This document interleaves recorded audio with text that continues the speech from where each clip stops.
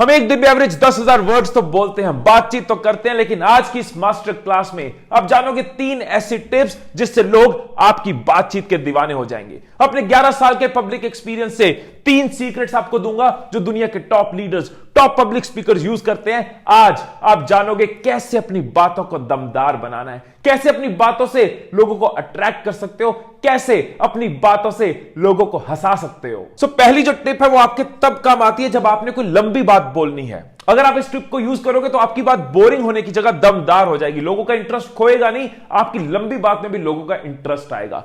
ये tip top political leaders use करते हैं, ये टिप बॉलीवुड में भी बहुत कॉमन है। एक वीडियो के साथ समझाता हूं, इस वीडियो को देखते हैं। टाइम अगर दिन पे दिन बढ़ता जा रहा है तो इसके जिम्मेदार हम हैं। कल तक लोगों की जेबें काटने वाला आज लोगों के गले काट रहा है तो इसके जिम्मेदार हम हैं।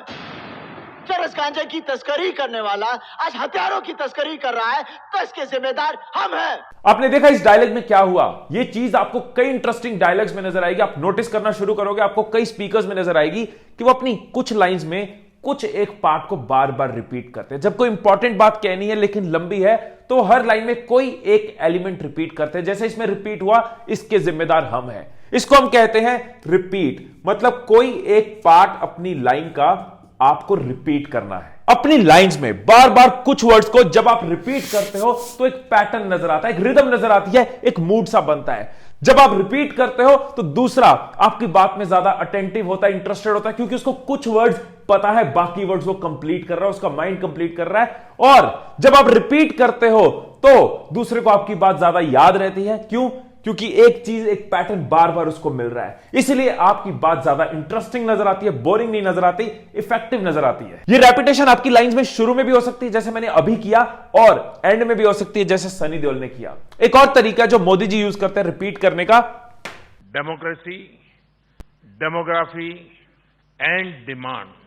मोदी जी अपनी स्पीच में ये चीज बहुत कॉमनली यूज करते हैं, जैसे कि 3D, डेमोक्रेसी, डेमोग्राफी, डिमांड। यहां उन्होंने एक बार बोला था 5 T's, talent, tradition, tourism, trade and technology. So ये भी रिपीट करने का एक तरीका है जिसको एलिट्रेशन कहते हैं, मतलब अपनी लाइंस में कोई एक पैटर्न बना देना। इसमें लोगों का इंटरेस्ट आ जाता है कि पहला D है तो दूसरा क्या होगा, तीसरा क्या होगा। 5T बोल दिया तो लोग कनेक्टेड हो जाते हैं कौन कौन सा T आने वाला है, और बात सुनने में इंटरेस्टिंग भी लगती है, इफेक्टिव भी लगती है। सो ये तो हमने जाना कि अगर अपनी लंबी बात को दमदार बनाना है तो क्या करना है, लेकिन अगर छोटी बात है और उसको भी दिलचस्प बनाना, इंटरेस्टिंग बनाना है, तो वहां पे आती है सेकंड टिप जिसको कहते हैं हम रिलेट। अच्छा, फर्क आप बताओ। मान लो कि नवजोत सिंह सिद्धू कमेंट्री में ये बोले कि टीम इंडिया को उसके घर में हराना इम्पॉसिबल है, लेकिन वो अपनी कमेंट्री में साधारण नहीं बोलते थे, इसीलिए लोगों को उनकी कमेंट्री पसंद आती थी। उन्होंने कहा था टीम इंडिया को उसके घर में हराने की कोशिश ऐसी है जैसे बैल से दूध निकालने की कोशिश।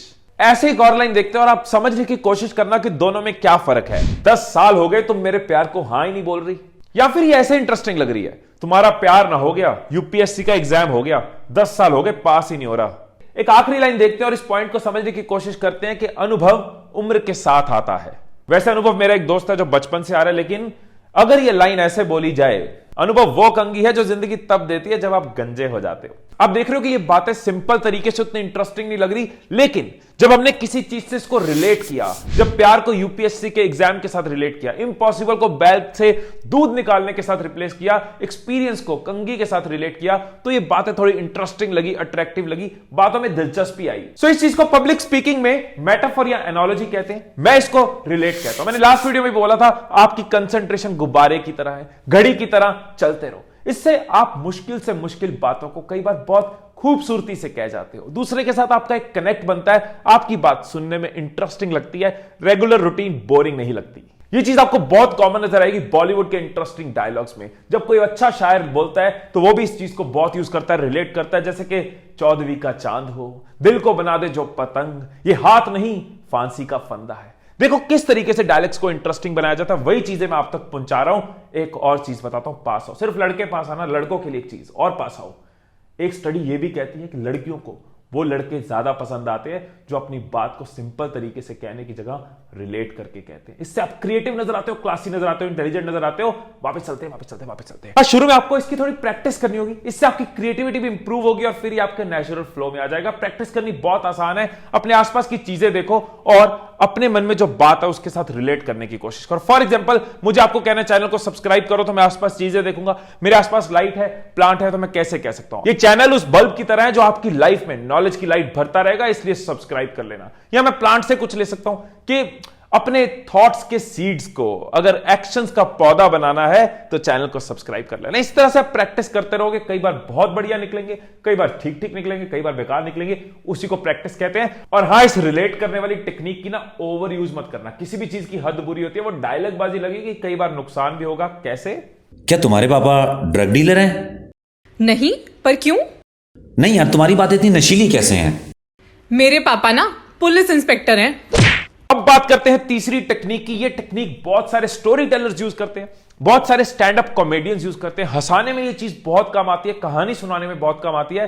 मैंने अपने दोस्त परविंदर सिंह, जो कि एक स्टैंड अप कॉमेडियन है, उससे ये चीज सीखी थी। आपको कुछ लाइन से एक्सप्लेन करता हूं, एग्जाम्पल लेके चलते हैं। अकेला आदमी बदलाव लाता है और शादीशुदा आदमी सब्जी लाता है। आप नोटिस करो इसमें क्या हुआ। एक और लाइन लेते हैं, कुछ ऐसा काम करो कि लोग कहें तू रहने दे भाई, मैं कर लूंगा।